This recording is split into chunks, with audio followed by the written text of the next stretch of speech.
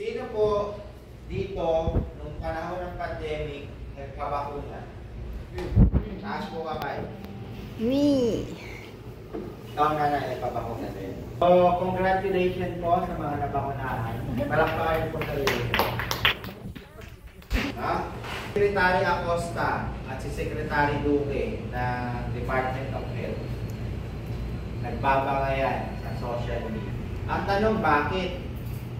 Di po ba kayo nagtatanong? Bakit kaya? Sabi po ni Secretary Acosta ng Human Rights, no? Sabi niya, ang tao, ang Pilipino, may karapatang tumanggi sa bakuna. So bakit may karapatang tumanggi? Kasi nga po, ang bakuna po, FYI po ang bakuna, bago ka iturok sa isang tao na walang anumang side effect, dapat po pinag-aralan ng 10 taon o higit pa. Sa may vaccine card ka, nakakalabas ka. No? So, malaki pa rin yung ginampanan na role, yung may mga connection. So, lamang yung may connection sa wala. Diba? Kasi kung wala kang connection, no choice, bakuna ka talaga. Ngayon ang tanong, ano ba mangyayari pag binakunahan ka? Tagong sakit mo, sa minana mo pa, sa mga ninuno mo, yun po yung ilalabas niya sa'yo. Pero kung malakas ang resistensya mo, antay ka ng mga 3 taon, 5 taon, bago lumabas. Pero kung mahina ang resistensya mo, pwede naman, pwedeng lumabas. At kung sobrang malas-malas ka, after a week, patay ka na. Natin manuneutralize yung bakuna, ibinakuna sa atin. Kasi based po sa pag-aaral, 10 taon ng buhay mo ang binawa sa'yo nung nabakunahan. Kung ang life expectancy mo ay 70 years old or 80 years old, bawasan mo ng 10. Yun na lang yung buhay mo. No? Kasi ang buhay po ng tao nakatintayan dun sa haba, sa dulo ng DNA natin. No? Dun po siya nakikita.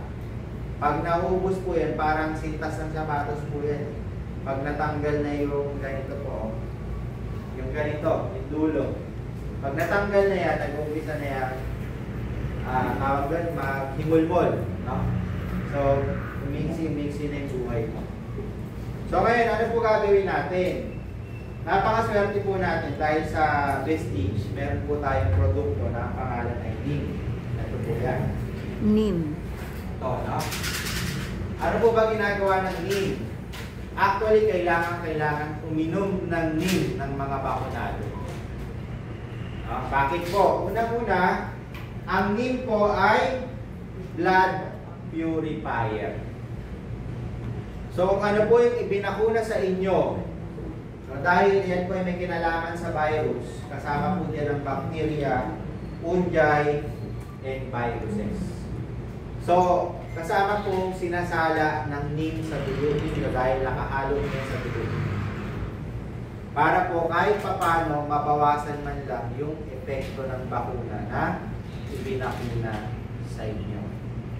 Kung papansinin niyo po, karamihan ng nabakunahan, dati pong hindi naman high blood, naging high blood. Dating walang sakit sa puso, may sakit na sa puso. Dating normal ang blood sugar, ngayon tumataas. Diba? Dating malinaw mata, ngayon lumabo. Dating ang lakas-lakas, ngayon mahina na. Diba? So ang daming nabago simula nung binakunahan.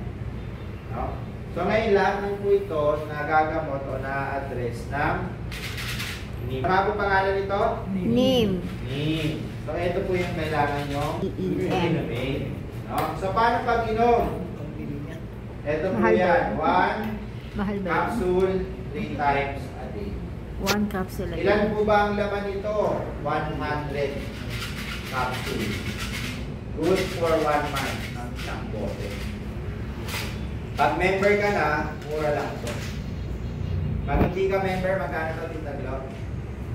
Jenny, magkano ba yung NIP? 870 870. Pag member na, 870. 510. Mahal o mura? Mura. Mahal o mura? Mura po. Mura. Parang Kasi 500 iba po, ang mahal daw eh.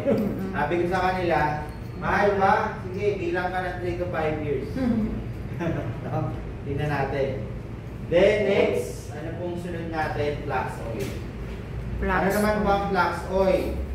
Sino po sa inyo high blood? Hypertensive. Hypertensive.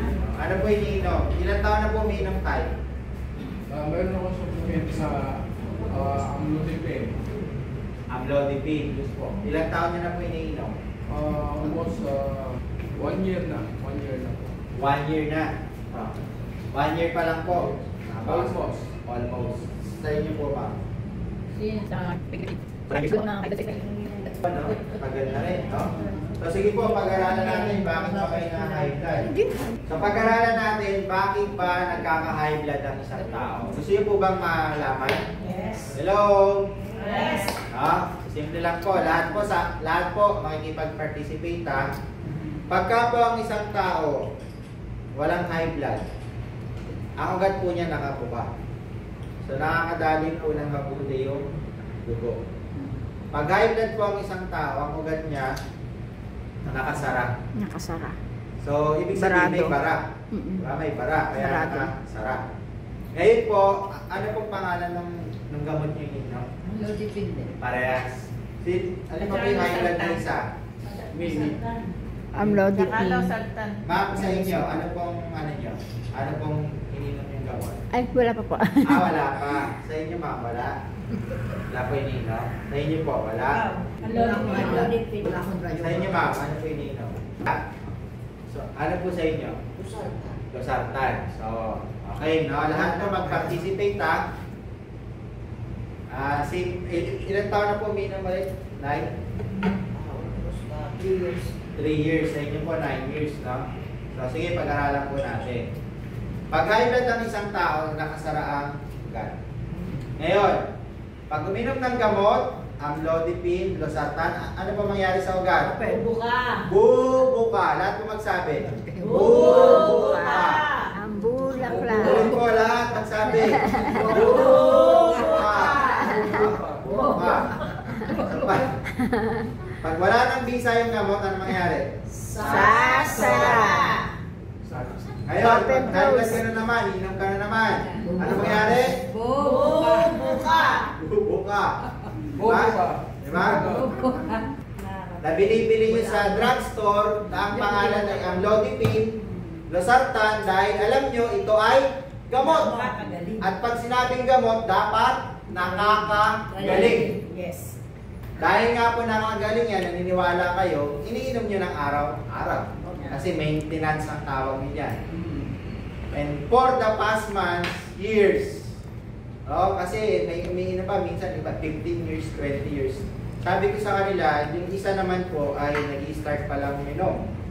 Sabi ko, ilan buwan ka na umiinom? Sir, 1 buwan pa lang po ako. Yung sa kabila, ma'am, ilan taon ka na umiinom? 20 years na po. Sabi ko dun sa unang buwan na umiinom, ma'am, gusto mo pa bang umabot ng 20 years na umiinom ka ng gamot na hindi naman gumagaling? O gusto mong pagalingin natin yan ngayon? Sino po may gusto? Ako. Tuloy-tuloy pa na iinom, tatapusin na natin. Diba? So, ibig sabihin po, yung iniinom yung gamot, ang ginagawa sa ugat nyo, pabubukahin lang. Pag wala ng bisa, sasara. High blood ka na naman. Kaya ang ugat po ng tao, parang goma yan. Kakabuka, kakasara, pumuputok, napitiktal. Sino ang sikat na tao na naputokan ng ugat? Sino po nakakilala kay Fernando po Jr.? Diba? Naputokan ng ugat sa bato, ano po nangyari? Patay. Diba? Sino pa? Isabel Granada. Jobit Baldovino. So ang ugat po kasi natin, sa ayon sa gusto mo, buka kakasara niya. Puputok at puputok. Ngayon ang tanong, sir, paano namin maiiwasan na hindi pumutok? Simple lang po. Tanggalin po natin yung bara sa ugat ninyo. Yung tatlo may pandemo ka. Bukas ka na lang sa So, okay lang, ma'am. dito po kayo sa harap. Sir, dito kayo. Ang pagbabara ng ugat ninyo ay dahil po sa bad cholesterol na nakadikit sa lining ng ugat. Ngayon, pag sinabi pong styrofoam, di ba kahit ibaon po sa lupa, tapon sa dagat, hindi po ito natutunaw. Styrofoam pa din. Ano po nakakatunaw sa styrofoam? Gas. Gasolina. Diba? Ang tanong ko po ngayon, sino sa inyo yung umiinom ng gasolina? Wala. Wala. So paano matutunaw? Di ba? So walang chance matunaw pala. Kaya nga po tinawag na maintenance habang buhay ka. Habang buhay ka. Di ba? Habang buhay ka. So napaka-big lie, mistake yung ginagawa sa atin. So ngayon po, patutunayan natin sa simpleng pag-inom ng flax oil. Hindi mo na pala kailangan uminom ng gamot na pinaniniwalaan mong gamot. No? Ngayon po, hihingin ko lang yung palad nyo. Lagyan po natin dyan. Lagyan po natin dito. No? At magbubukas po tayo dahil walang bukas dito. Kaya nakita nyo po, nakasealed pa. No? Sealed, wala, hindi po siya nakabukas. So, gagawin po natin, ang tawag ko sa flax oil ay liquid gold. Bawat bahay po kailangan ng flax oil. Kasi ang sakit sa puso, traitor. Hindi mo alam kung kailan na-atake. Gagawin po natin, pag iniinom nyo, ano mangyayari sa loob ng katawan? Ano mangyayari sa cholesterol? Ito po.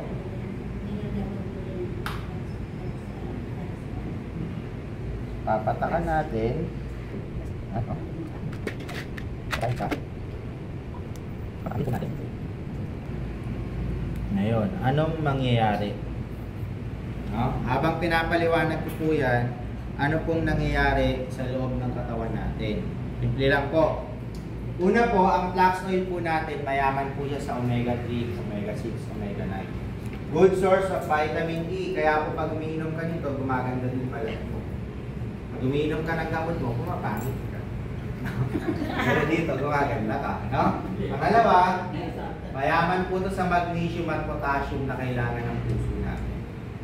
Ngayon, after po niyan, maganda rin po ito sa mga kababaihan, hormonal imbalance.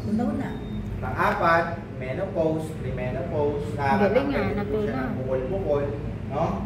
Menstrual cycle, even osteoporosis. Ngayon, sir, ano po nangyari sa styrofoam? Unti-unting natutunaw. Ayan, tunaw na. Yung styrofoam. Baka minagic niyo siya, kaya natunaw. Kaya nga, magic. Dahil doon sa pinatakbo ay madaling matunaw. So, ano pong meron? Anong logic? Bakit po natunaw? Ibig sabihin po, inunaw po niya yung cholesterol na nakabara sa ugat. Yung gamot niyo po, kahit anong styrofoam, kahit ganito kaliit, lagyan niyo ng losartan, ng amlodipine. Tingnan niyo kung matutunaw. Ganito, tapos bumili kayo ng isang dump truck na amlodipine. Tunawin niyo yung ganito kalaki styrofoam. Hindi niya kaya tunawin. Kasi nga, pinabubukan niya lang yung set mo. Sa atin, uminom ka lang nito, nakita niyo po, walang halong magic na tunaw yung styrofoam. Ibig sabihin, matutunaw din po yung bara ninyo sa ugat. And after 1 month, magki-clear na po, hindi na kayo high blood. Palampakan nyo naman po. No? Pwede nyo sa mga masasakit na parte ng katawan. Ngayon, ito po yung tanong dyan. Ano ba yan? Nalagyan ko tuloy ito.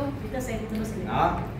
Sir, pag uminom kami nito, baka naman po matunaw yung laman loob namin. Yun nga. Pati laman loob Diba natunaw. natatakot? Sabi ko po sa kanila, natunaw po ba sir yung palad nyo? Hindi po. Hindi. So ibig sabihin, hindi po matunaw yung ating laman loob. No? So, papatunayan ko po yan. Dito ko pahingin sa pag ako po, hindi na nakapagsalita mamaya, natunaw na yung dila ko, huwag na kayo lumamit niya. No? So ito po yung flax oil. Pwede nyo siyang ilagay sa ilalim ng dila, pwede nyo siyang kagatin, o pwede nyo naman ng tubig. No? Pero ako po, papatunayan ko sa inyo na hindi matutunaw yung laman loob nyo. Kaagatin ko rin siya ngayon. Naano nyo po yung tumunog? Sabihin, tumutok na siya. Ngayon na ako napagsalita, no? Sabihin ko lang na hindi lang ako. Huwag na kayo gumamit ito. Baka mamatay kayo. Pero pag nakapagsalita pa rin ako, gumamit kayo ito. Kasi matutunaw yung bara ninyo sa ugat. Na matagal nyo na iniingatan at minamahal. Kasi ang tagal nyo alisin. Di ba? So ngayon, aside from that, ang maganda po sa kanya, no? Even po yung blood sugar level, ino-normalize niya. Hindi lang blood pressure mo. Ano pa? Ang dami ko pong nakikitang sumba ng sumba. Sino po yung nagsusumba? Sila. Diba? Ang dami ko nakikitang sumba, ang tataba pa rin. Painumin niyo po ng flax oil. Kasi ang flax oil po tumutunaw ng taba. Diba? And then at the same time, paano po siya iniinom? 1 capsule 3 times. So yun po yung tamang dosage na pag-inom niya. Flax oil po ang pangalan. Then even atherosclerosis, pwede rin po. Iinumin ang gamot ninyo kung sa tingin nyo sobrang taas ng BP nyo. Pero kung sa tingin nyo kaya nyo, huwag na kayo inom. No? Kasi ang tatamaan naman po na susunod dyan, atay mo, tsaka bago. Pansinin nyo po, karamihan ang umiinom ng gamot, after 5, 10 years, 15 years, dinadialysis na sila. No? Bakit po ang daming dinadialysis ngayon? Dahil nga po sa kakainom ng maling gamot. Ang gamot po kasi, bago mo inumin yan, dapat may prescription ng doktor. Eh karamihan po ng tao ngayon, lagnatin lang ng konti, inom agad ng inom agad ng Biogessin. So bakit lang ang ulo, inom agad ng Alaxan. Bakit ang katawan, inom ng Advil. Alam niyo po ba yung mga gamot na yan? Even energy drink, napakalakas po sumira ng atay at bato natin. Atay at bato. No? Kaya kung ako po sa inyo, mag-switch kayo sa natural medicine. No? Then ano pa po sunod? Ito naman po yun, noni. So para saan po ang noni? Ang noni po, ang number 1 function niya, ibalik po yung natural natin na metabolism, panunaw. Kasi karamihan po ng edad 25 years old pataas, humihina na po yung panunaw. Yan ay yung pacho. No? Then ano pa? Mayaman po siya sa vitamin C at potassium. Then next, maganda po ang arthritis. Maganda rin po siya pag mahina ang baga. May asthma. Maganda rin po siya sa mga nabalian ng buto. Maganda rin po ito sa may mga cancer. Kasi ang noni po, pinapatay niya yung cancer cell. O nag-donate siya ng electron sa mga cancer cell para maging good cells. No? Then, next po natin, paano siya tinitake? 1 or 2 capsule bago po kumain. Ano po ba yung tsura niyan? Ito. Ito yung wala pala dito. Capsule, hindi siya jelly. Capsule. Capsule naman po siya. Capsule. No? So pag may sakit ka, nararamdaman mong tatrangkasuhin ka, uminom ka po agad ng doon. Then, spirulina. Spirulina. Sino nga po ulit yung nagtanong kanina kung ilang milligrams yung spirulina? Kasi manga. So sa atin po, ito po ay 500 milligrams platensis spirulina. So totoong spirulina, hindi po gaw-gaw, hindi po color. Mapapansin niyo po kasi sa market dyan, lalo na sa palengke, napakaraming nagbibenta ng spirulina na tablet. Tablet. Nabibili nyo lang piso, 2 piso, 5 piso. So yun pong mga yun, o kaya po. Totoong spirulina po, lumalabas yung 4 na kulay. Yung spirulina na nabibili nyo, malamang green lang. Ang spirulina po, color green, blue, yellow, tsaka red. 4 pigment color po. Yun ang original na spirulina. Para sa bang spirulina, lahat po ng sustansya hindi nyo nakakain, siya yung nagbabalik. Maganda po to sa may mga anemic, leukemia, sa mga gustong mag-gain ng muscle, no? Lalo na po pag nagkakaedad, lumalaylay po yan. Para mag-firm po yan, kasi nawawalan po ng muscle eh. Diba yung commercial ding-dong dadless? Yung ensure, diba? So ang purpose po nun, kasi hindi siya ma-deform, hindi siya lumipis, tumanda, no? Spirulina po kumagawa. Spirulina. Then complete nutrition po ito, para po itong centrum.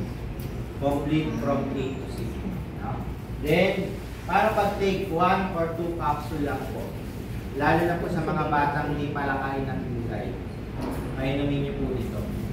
Pwede sa kids? Yes, pwede po sa bata. Hanggang isip bata. Pwede po yan. Then, Ganoderma. Para saan po ba Ganoderma? Ang Ganoderma po, ang main purpose niya para po sa may mga problema sa karamihan po kasi ng taong may problema sa atay, it's either manginginom or manginginom ng gamot. Or palakay ng taba. No? Inihaw. Yan po yung magiging cause niyan. Then, ano pa po nagagawa ng Ganoderma? Tagahuli ng cancer. Siya po yung huli. Then, ano pa ginagawa niya? Pinapalakas po niya yung endurance. Then, yung pong oxidative stress natin. Sino po dito yung hindi na-stress? Taas naman. Lahat. Lahat na-stress. Diba? Sa halos lahat po ng tao may stress. Lahat ng tao may problema. Pag wala kang problema, nasa langit ka na. Kasi walang taong ipinanganap na hindi na problema. Pagkalaban ng katawan mo yung immune system mo, katulad po ng sakit na lupus, autoimmune disease yan, psoriasis, no? Colostrum po ang painom. Then, pag tumataas ang creatinine, colostrum po painom. No? Then, saan pa siya maganda? Sa may mga allergy. Karamihan po kasi pag nakakain ng manok, hipon, mamantal, hindi makahinga, may magandang cetirizine. Anti-allergy. Tama po? Ang cetirizine po, direktang side effect niya sa kidney ng tao. Cetirizine. Pag nasanay ka niyan, sira ang bato mo. Sunod niyan, punta ka na sa dialysis. Gastos ka na. Okay lang, andyan naman po si Ate Jen, tutulungan kayo sa PhilHealth. No? Yun nga lang, para kang kahoy. Then, next, ano pa? So, dahil po sa colostrum, na ibubus ang immune system natin, lumalakas, even ang buto po, tumitibay. Mapapansin niyo po pag nagne-nail cutter kayo, dati halos walang tunog. Pero pag uminom kayo ng colostrum, kasi po, tumitibay yung buto nyo. Huwag kayo maniwala sa unlead. No? Ang gatas po, hindi na bagay sa may edad. Ang gatas, pwede po yan sa 12 years old below. No? Hindi na po napupunta sa buto niya, napupunta yan sa uric acid. So, ito po ang colostrum natin. Ito po yung dumidirekta sa buto natin na nagpapatibay. Yan po ang purpose. Then, at the same time, paano pag inom? 1 capsule twice a day. Isang capsule ha, dalawang beses. May kapitbahay kang sira ulo. Painumin mo ng cream. No? Sa mga bipolar, sa mga may Parkinson's disease, kung may kakilala kayo may ADHD, no? Then para po mapigilan din yung blood clot. Kasi ang kinukumpara po sa krill oil natin, fish oil. Dalawa. Ang flax po kasi hindi siya galing sa isda, galing sa flax, sa halaman. Ang krill oil po natin ito, galing siya sa isda. Galing sa krill, no? Maliliit, para siyang hipon, pero hindi hipon. Isda po siya. No? Then, saan pa siya maganda? Ang krill po natin, maganda po siya pag sino po sa inyo yung tumatayo na tumutunog ang tuhod? Minsan. Minsan. Pwede po inumin nyo. Sino po sa inyo minsan nagkakaroon ng frozen shoulder, hindi mataas yung taas nyo po yung kamay? Ako talagang pilay. Dalawa, taas po, dalawa. Talagang pilay ang kamay ko. Pilay. Ang damage po. Yan. Sa mga Frozen. hindi po mataas yung dalawang kamay, taas yung nanay, dalawang. Charts. Okay lang po ba? Sabang kumakain, taas po yung isang kamay. Subukan nyo pong i-grip siya ng malakas. I-grip nyo po. Kaya niyo po ba itong gawin ng 1 minuto? Kaya niyo po. Kaya niyo pong gawin ng 1 oras? Hindi. Ano pong nararamdaman pag ganun kaya? Pag ginawa mo 1 oras? Nakakawit po. Nangangawit, Nangangalay. nangangalay. Kahit gumamit ka lang nito ng 1 hanggang 2 kapsula araw-araw. Para lang kung may proteksyon ka sa puso. Kung mahal nyo pa yung pamilya, yung gusto nyo bang makasama ng mahaba, uminom kayo nito.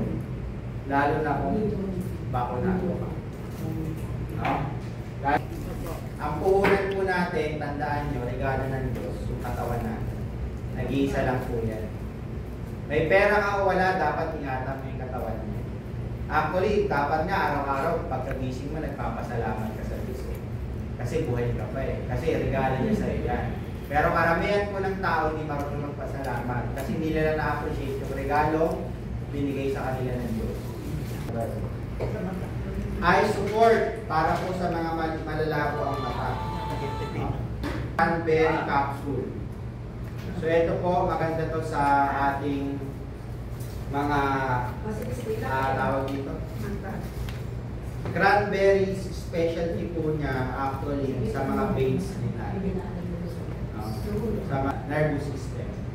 Sa cranberries natin. Then aside from that, syempre yung ginamit ko po kanina, meron tayong kape. Yung kape po natin natural, organic. Then meron din po tayong Azure product. Ito yung ginamit ko kanina yung Azure. So ibig sabihin po ng Azure parang money back guarantee. No? Then meron tayong toner sa mga ayaw po maghilamos, ayaw mapasma yung mata. Cleanser toner lang, makeup remover na rin. Then, meron tayong charcoal peel of mask yan po. Ano pong napili nyo nung inilagay? Charcoal mask. Maganda po, bumabanat, malamig, diba? At nakakatanggal po yan ng mga blackheads, whiteheads. Diba? Pwede nyo rin pong gamitin yung livelihood. Actually, sa Pangasinan po, livelihood po yan ng mga solo parent. Nag-aral sila kung paano mag-facial. Ang gamit nila, charcoal peel of mask, moisturizer, tsaka aloe cover. Tsaka po yung toner natin. So, ang singil po nila doon, 200. Ang puhunan nila, wala pa 1,000. Pag naubos nila yung set na yun, 50 katao. 50 katao sa 200, 10,000. Kumita sila ng 9,000 sa facial pa lang. Wow. Then, meron tayong face scrub. Ito naman po ang gusto natin bumalik yung baby face natin. Baby skin. Ito po yung Aloe Cucumber Aqua Gel. Pagkatapos nyo po mag-peel of mask, kung meron ito, lagyan nyo. Para po hydration. Then, night cream. Para po sa ayaw magkaroon na wrinkles. No? Bumabaw po yung mga lines natin. No? Yan po gagawin. Then, face pack po natin sa may mga melasma. Then, sunscreen. Ngayon po, mainit. Kailangan nyo ng sunscreen. Bakit? Bukod po sa UVA, UVB, kaya po yung protectionan hanggang UVC. Ano ba yung UVC? Blue light. Sa microwave, cellphone, LED light. So, nakaka-protection po siya. Then, meron po tayong lotion. Shampoo po para sa may mga balakubak. Ito naman sa mga shaggy na lang, no? Sa gilid na lang, manipis ang buhok, no? Lalalagas. Yan. Yung sabon po natin, sobrang mabenta para po sa lahat ng maluwag, kaya pasikipin. Then, ayan, may testimony po kanina, tingnan natin. Then, toothpaste po natin. Toothpaste, no? Ito po, one of the reason bakit marami rin pong high blood. Simpleng toothpaste. Di ba lahat po ng tao nagsisipilyo? Tama po ba? Bakit po ang dami pa rin nagkakaroon ng high blood kahit gaano sila kalingat sa katawan? Ilang po. One of the reason dahil po sa maling paggamit ng toothpaste nila. Pag-uwi niyo po sa bahay, tignan niyo po kung anong kulay ng nasa likod na guhit ng toothpaste niyo. So either nasa likod or nasa harap. Pwede pong nandito o nasa likod. Pag kulay itim po ang guhit, ang tawag po dyan, kasi meron po silang natawag na legend. No? Ibig sabihin, ibig sabihin na meaning. Pag kulay black po, 95% chemical. Kulay itim yung guhit. Ibig sabihin, nakakapagpatigas po yun ang ugat sa ating tiyan. Naging cause ng high blood. Paano sir pag kulay pula? 75% chemical. Pag color blue po, 50% chemical. Ang tanong ko po ngayon, ano pong kulay ng toothpaste natin sa likod? Green. Pag color green po, ibig sabihin niya 95% organic or natural. So itong toothpaste na to, pwede po ito sa may ngipin at sa walang ngipin. Pwede po yan. Ano ba maganda sa toothpaste natin? Ito pong toothpaste natin, kaya po niyang magpagaling ng sakit ng ngipin. Kaya po niyang gumamot ng mga nagdurugong nilagit. Kaya po niyang gumamot na may mga mabaho. Kaya din po niya yung mga kagat ng insekto. Natalsikan ka ng mantika, nalapnos yan, wag lang 3rd-degree burn. Sugod mo na sa ospital. Pero kung kaya sabihin nila di ba? Pero may point. Kumikita pa sila, kumikita pa kayo. So, ganun lang po kasi yung negosyo natin. No? So, ngayon po, tapos na po ako magpaliwanag. Si Ate Jen na po yung magpapatuloy. No? Ayan, spirulina. Palakpak. Yeah, so this is spirulina capsule. No? Any question po? May tanong Ano po ba? epekto nito sa'yo, Nay? Ano na ako eh. Ilang taon na ako uminom. Matagal na. Ilang taon? Ano ang take nito? Once a day? Wala. Twice a Twice a day? day. Twice a day. Once a day lang yun. Spirulina. Kasi Ano? malakas naman ang katawan ko eh. Opo. Ilang taon na po kayo? 70. 70. Ay, sorry, picture pala. Okay lang. Oh, medyo po.